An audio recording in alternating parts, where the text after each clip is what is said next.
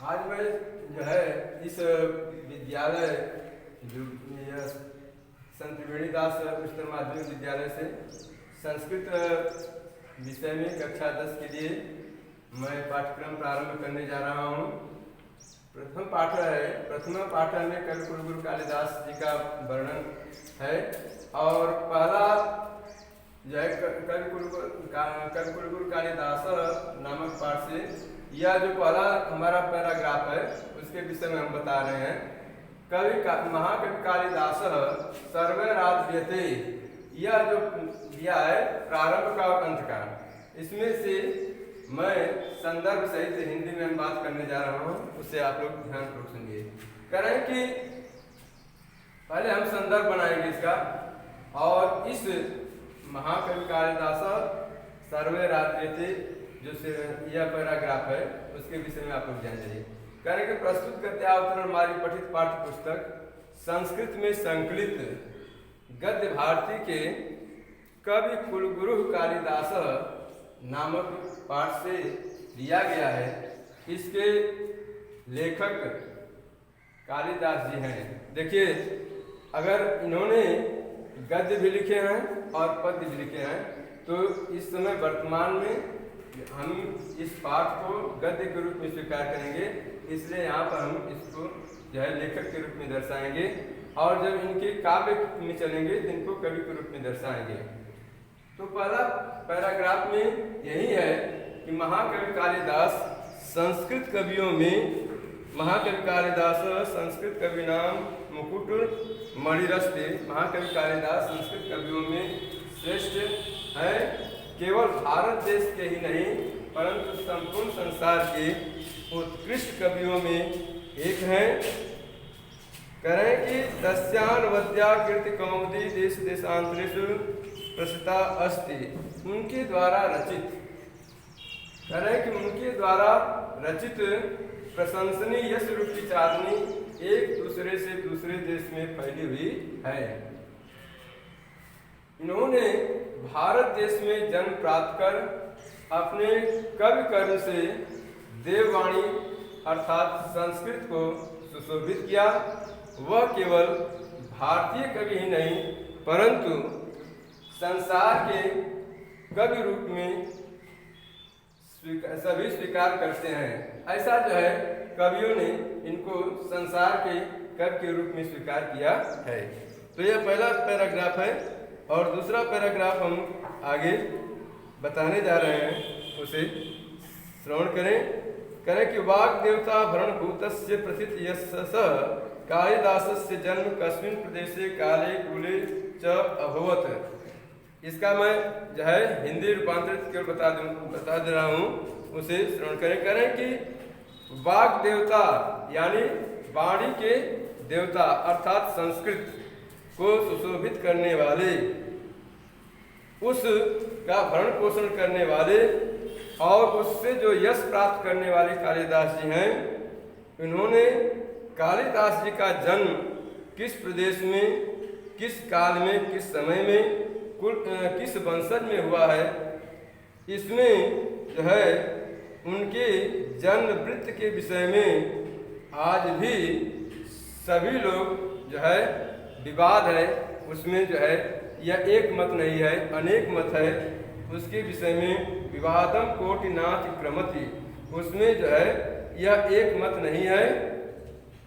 इतर कवि यानी दूसरे कवि की तरह कालिदास जी अपने विषय में आत्मज्ञानी, अपने विषय में उन्होंने जो है स्पष्ट किया है। अपने रचनाओं में अपने विषय में धृत मौन एवास्ति, मौन धारण करते हैं। और उन्होंने जो है आगे बताए हैं कि अन्य अपि कव्यस्तन्नाम संकीर्तन मात्रादे स्वीयाम वाचन धन्याम मत्वा मौनम अवलंबन्ते।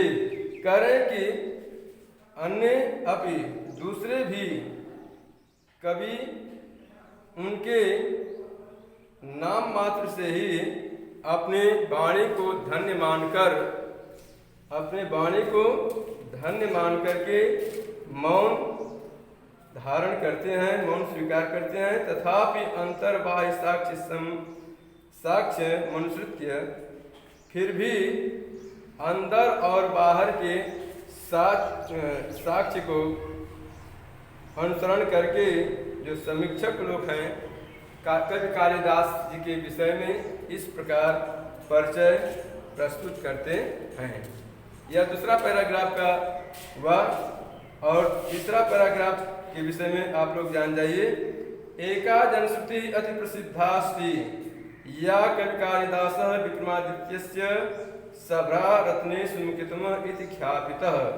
करे कि एक जो है जनश्रुति यानी लोगों के द्वारा सुना गया है, अत्यंत प्रसिद्ध है कि जिस प्रकार कवि कालिदास विक्रमादित्य के सभा रत्नों में मुख्य हैं, इस प्रकार से प्रसिद्ध है। परंतु अत्रापरा विडंबना समुत्पद्यते, परंतु यहाँ पर एक विडंबना उपस्थित होता है। विडंबना क्या उपस्थित होता है? करें कि विक्रमादित्य का क्या समय है यह जो है स्पष्ट नहीं होता है। विक्रमादित्य क्या समय है, स्थिति काल क्या है, अत्यंत स्पष्ट नहीं है। केचिन मन्यते यत विक्रमादित्योपाधारणो, करें कि कुछ लोग मानते हैं कि जिस प्रकार विक्रमादित्य उपाधि को धारण करने वाले द्वितीय चंद्रगुप्त का समकालिक आसित कवि रसौ, यह द्वितीय चंद्रगुप्त जो राजा जो द्वितीय चंद्रगुप्त था उसी के समय का इनको जो है समय माना जाता था।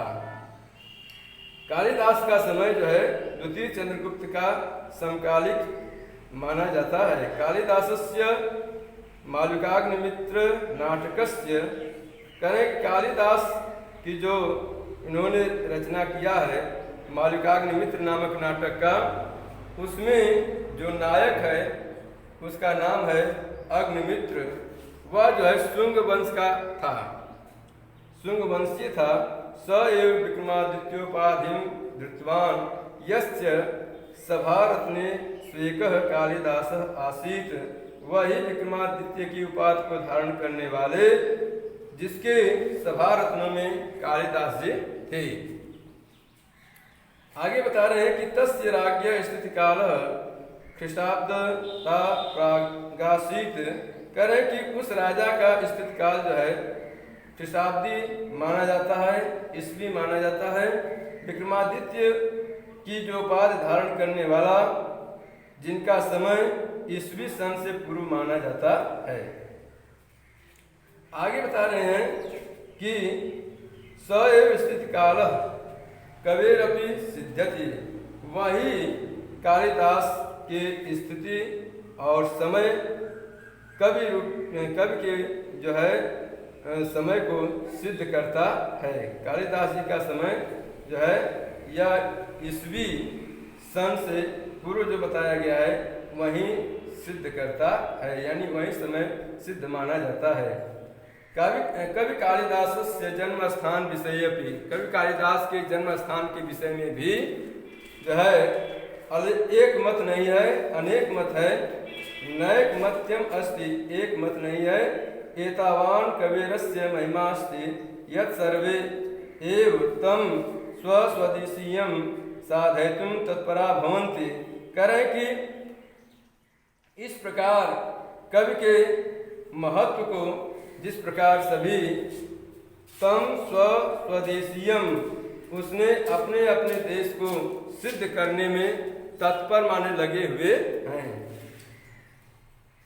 कश्मीर वासी विद्वांस, कश्मीर के रहने वाले विद्वान जो है कालिदास को कश्मीर का मानते हैं। वंगदेशीयम यानी बंगाल के रहने वाले कालिदास को बंगाल देश के मानते हैं। तावत अन्योपि समीक्षक वर्ग यस्य मतेन कालिदास उज्जैन्याम लब्ध जन्मासीत, करें कि इन दोनों मतों को स्वीकार करते हुए समीक्षक वर्ग जो है कालिदास जी का जन्म स्थान उज्जैनी मानते हैं, उज्जैन मानते हैं। यानी कालिदास समीक्षक वर्ग का जिसका विचार है कालिदास जी का जन्म उज्जैन में था। उज्जैनी प्रति कवि सातिशयो अनुराग ए तन्मतम पुष्णाति। कालिदास जो है जन्म उज्जैन में जन्म प्राप्त करके उज्जैन के तरफ कवियों का अत्यंत अनुराग और मत जो है पुष्ट होता है। समझ